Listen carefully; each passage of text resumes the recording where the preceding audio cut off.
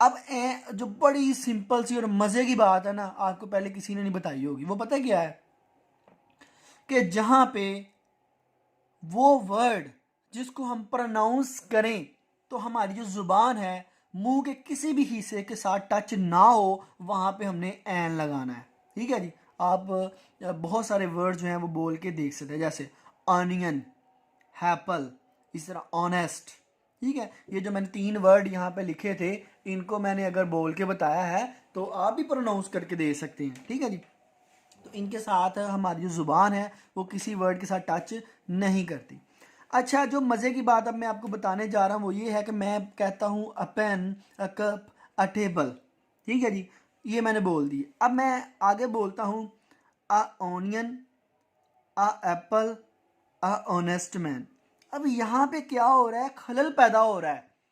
ठीक है, मैंने बोला a pen, a cup, a table, a onion, a apple, a honest man. अब यहाँ पे देखिए जो है ना वो फ्लुएंसी नहीं बन रही। ठीक है, तो अंग्रेज जो है उसने क्या किया, 1934 में एक एकेडमी बनाई, दी इंग्लिश एकेडमी के नाम से, जिसका जो मकसद था वो था अपनी जो लैंग्वेज इंग्लिश है उसको स्टैंडर्डाइज करना, उसको बेहतर बनाना। ठीक है, तो उन्होंने कहा यार ये तो बड़ा मसला बन गया है, ये यहाँ पे क्या होता है, ये अब देखा जाए तो ये जितने वर्ड्स हैं, अब खलल कहाँ पे पैदा हो रहा था, जो हमारे जो थे जो वॉवल्स थे उनको बोलने में सिर्फ खलल पैदा हो रहा था। ठीक है जी। अब होता क्या है, वो कहते हैं इस खलल को कैसे दूर किया जाए, क्या किया जाए कि ये जो हमारा जो खलल है, जो फ्लुएंसी नहीं बन पा रही, वो बन सके। उसने कहा क्यों ना ऐसा किया जाए, हम एक लेटर ले लेते हैं एन, हम एक लेटर ले लेते हैं एन। तो हम उसको ऐसे लिख देंगे, ये है ना एप्पल। ठीक है, उसने कहा हम इसके पहले एन लगा देते हैं। जब ये एन ही क्यों, मैं इसका भी आपको बताता हूँ।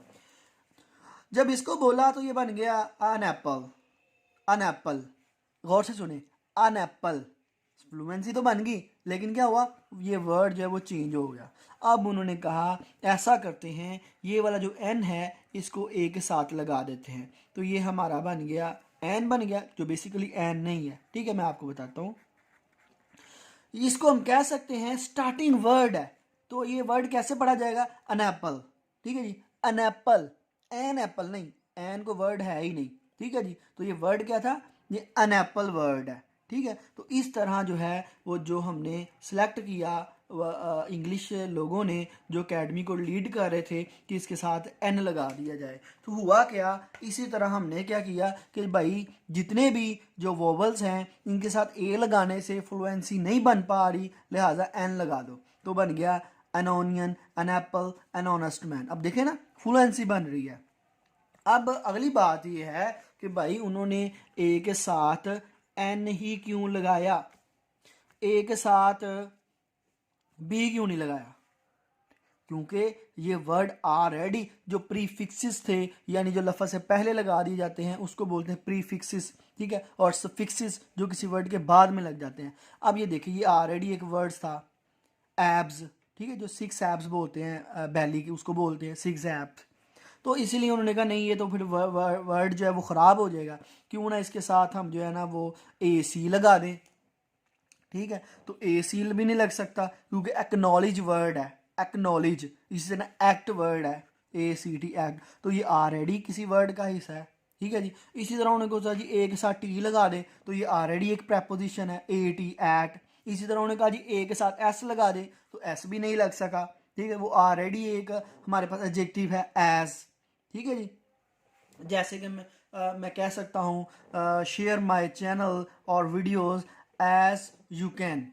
ठीक है, जिस तरह आप कर सकते हैं, तो ये हमारे पास ये सारे वर्ड थे, तो लिहाजा ये वजह थी कि उन्होंने ए के साथ एन का वर्ड यूज़ कर दिया और ये बन गया एन।